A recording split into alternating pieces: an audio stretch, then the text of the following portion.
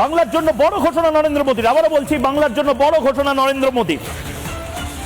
দমদম থেকে বিরাট ঘোষণা নরেন্দ্র মোদীর, ক্ষমতা এলে বাংলার জন্য রোড ম্যাপ। ভোট শুরু হওয়ার আগেই ম্যানিফেস্টো যেন ঘোষণা করে দিলেন প্রধানমন্ত্রী নরেন্দ্র মোদী। বাংলার অগ্রগতিতে বিশেষ জোর দেওয়া হবে। শুনুন।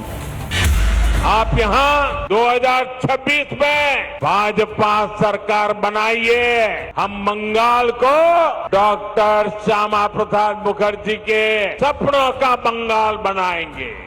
बंद पड़े कारखाने फिर से खुलेंगे, नया निवेश और नए कारखाने लगेंगे और दमदम फिर से इंडस्ट्रियल हब बनेगा।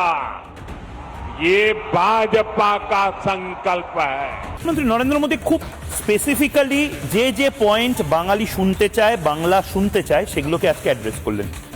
আমি আবারও বলছি, দায়িত্ব নিয়ে বলছি, এটা বলার জন্য হয়তো অনেকের চিরবির চিরবির করবে, কিন্তু সারা পৃথিবীতে এখন আর নরেন্দ্র মোদী এই রাজ্যের লিগে খেলছেন না, নরেন্দ্র মোদী দেশের লিগেও খেলছেন না। মানে দেশে রাহুল গান্ধী নরেন্দ্র মোদীর থেকে পলিটিক্সটা বেশি বোঝেন না, মমতা বন্দ্যোপাধ্যায় বেশি বোঝেন না, এম.কে. স্ট্যালিন বেশি বোঝেন, এই লিগে নরেন্দ্র মোদী আর ম্যাচটা খেলছেন না। নরেন্দ্র মোদী ম্যাচটা খেলছেন আন্তর্জাতিক লেভেলে।